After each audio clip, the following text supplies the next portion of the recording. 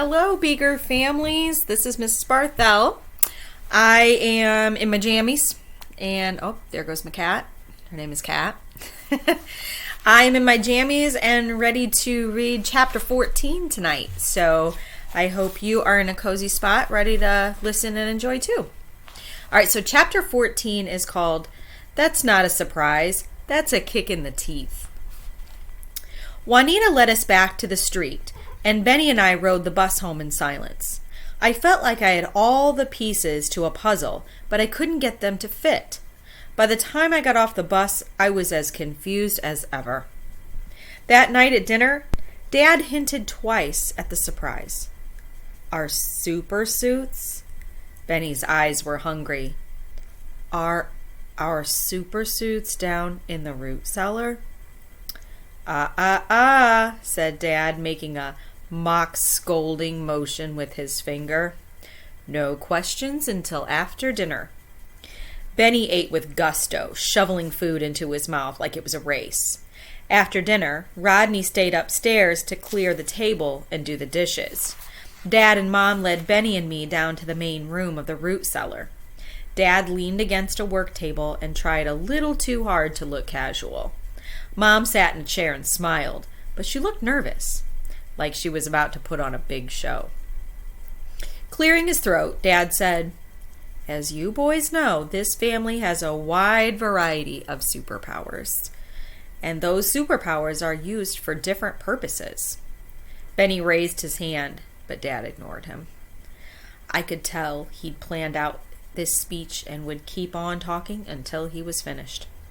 Many of the family's superpowers are quite useful during battles, but other powers work better in the special ops missions, like Great Uncle Pete over in Oak City.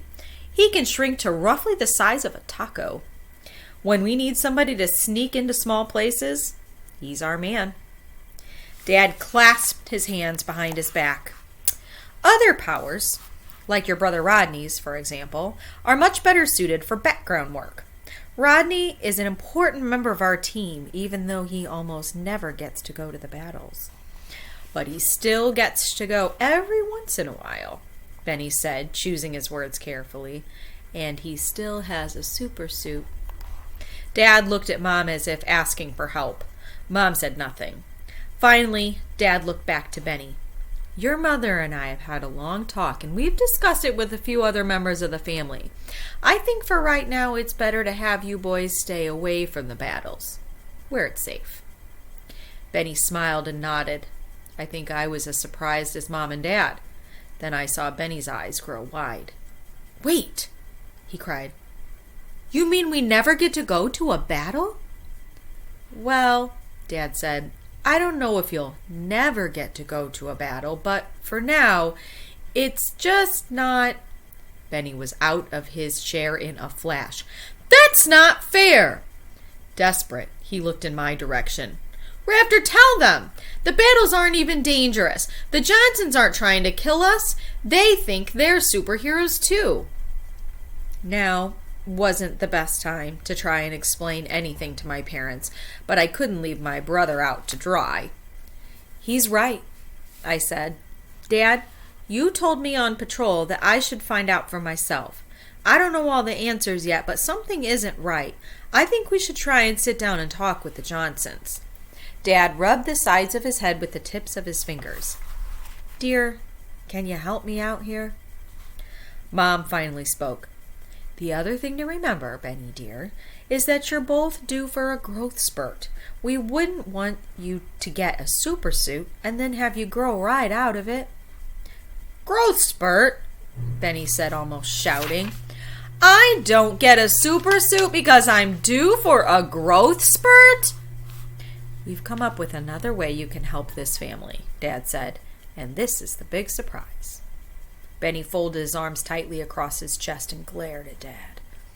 I hoped for Benny's sake that Dad had come up with a suitable replacement for not getting suits. "When we go on the special ops missions," Dad said, "we usually drive in a big van. There's plenty of room in there, and the team usually does some last-minute prep work on the side to the location. or on the ride to the location. You know, check their gear, do a few stretching exercises, things like that. You don't want to pull a hamstring in the middle of a special ops mission, Mom said, nodding at Benny and me. Dad continued. But whoever is driving can't prep. Sometimes they show up and the whole team has to wait while they double check their gear. So your mother and I have decided that you boys can become experts at all the motor pool vehicles. When you're old enough to drive, you can prove yourselves very valuable by... That's the surprise? Benny asked, his eyes bugging out. We get to work in the motor pool? The motor pool is a very fun place, Mom said. Benny's mouth hung open. That's not a surprise. That's a kick in the teeth. I can't even drive for 4 more years. In the meantime, Dad said, you'll start by learning the different machines, keeping them maintained and clean, checking the oil and tire pressure, things like that. For the past 3 years, I'd had a mental image of what I'd look like as a superhero. I'd imagine what my super suit would look like. I'd imagine the heroic things I'd do. And now that mental image was replaced with a new image. I could see it as clear as the colic on the top of my dad's head. Me in overalls, grease covering my hands and face. I had a wrench in my hand and I was working on Uncle Chambers' Datsun. Our family had really boring cars. We had to so that we could fit in. And now I got to go work on those really boring cars. Rafter Bailey, mechanic to the superheroes. So we're supposed to wash cars and change oil until we're old enough to drive, Benny said. And then we'll drive everybody to the really cool missions and just wait in the car? I could tell Benny was close to crying. Maybe when we finally do get our super suits, after our growth spurts, they will come with cute little chauffeur hats. Dad's voice became firm. Your cousin Dirk is in charge of the family motor pool up at Grandpa's ranch. Starting tomorrow, both of you boys will report there after school on Tuesdays and Thursdays, plus every other Saturday. You'll learn about all the vehicles this family owns and anything else Dirk asks you to do. This isn't a request. This is your duty as superheroes. This is how you'll help us fight the Johnsons. Dad finished his speech with a shake of a fist. Benny's voice sounded weak. The battles aren't even dangerous, he pleaded. I'm sorry, son. I knew Dad meant it. Benny fled the room. Dad and Mom looked at me. If they'd told me this a week ago, I would have felt exactly like Benny, angry, frustrated, and disappointed. But my understanding of the world had been turned upside down. Something else was going on, something that was more important than battles. I'll talk to him, I said. I found my brother on his bed, face down in his pillow. Benny, I said, this is our chance. His voice was muffled. It's finally our chance to be real heroes. You're already a hero, I said. What do you mean? He asked. I couldn't help but smile. Aren't you the one who was going to stand up to a super in the school library with nothing more than a jack-in-the-box belly button? Benny didn't move. Do you believe Juanita? Asked, or do you think she's lying? Benny rolled over. I don't know. It seems like she's telling the truth. What do you think?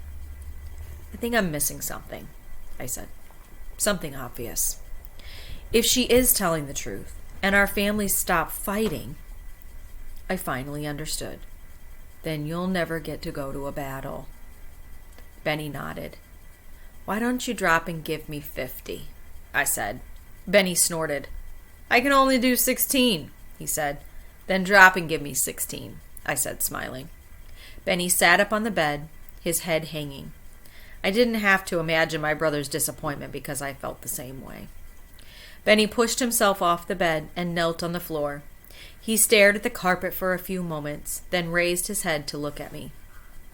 One way or another, I'm going to get my super suit, he said. And when I do, I'm going to challenge Grandpa to a push-up contest. And I'm going to beat him. I watched Benny do his push-ups and moved the pieces to the puzzle around in my head.